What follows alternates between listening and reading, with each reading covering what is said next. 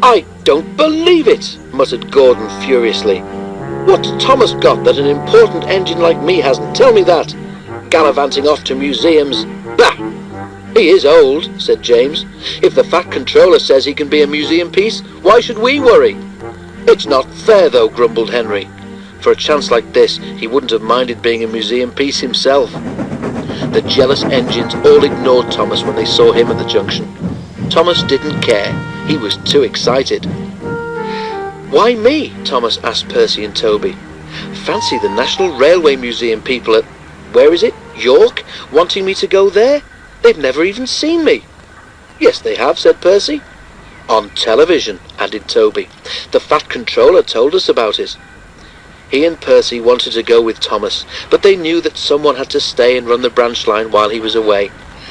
"How much longer till we go?" Thomas asked his driver every morning. "1 day less than when you asked before," laughed his driver. "Anyone would think you wanted to be a museum piece." Thomas grinned. "Gordon, Henry and James are just jealous," he chuckled. "Who else is at this museum? Is Flying Scotsman there, or Duck's friend, City of Truro?" "We shall have to wait and see," said the fireman. "I'll be very surprised if there isn't someone there that you can remember from the old days." And that, of course, made Thomas more excited than ever. At last the day came. A large crowd came to the junction to see Thomas off, and the Fat Controller was there too. "Goodbye, Thomas," he said.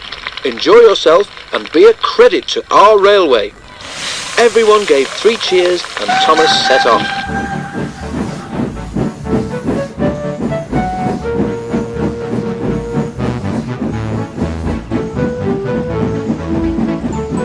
They ran across the island and over the bridge leading to the other railway.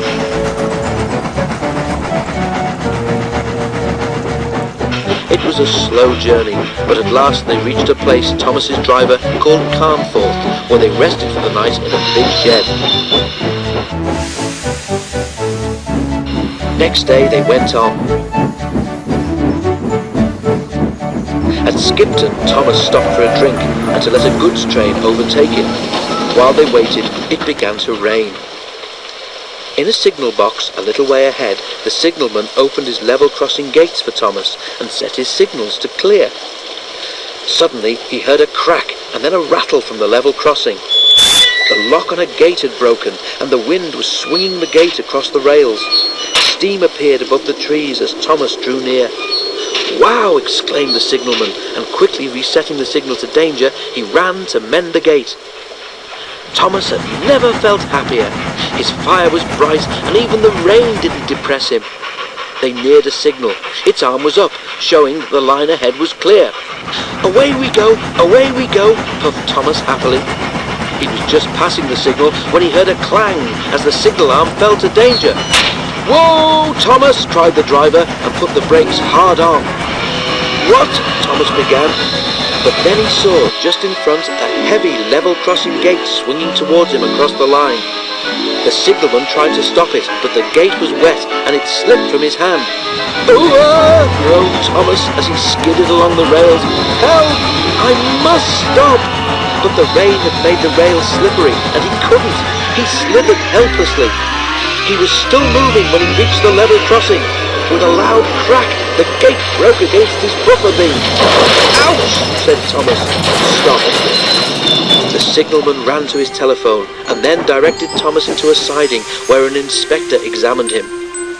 His buffer beam was bent and one of his buffers was broken. "You can't go on like that," said the inspector. "Not on the railway anyhow." "But I'm supposed to be in York tomorrow," wailed Thomas. "I know that," said the inspector. "Never mind, leave it to me, and I'll see what can be done." And with that, Thomas had to be content.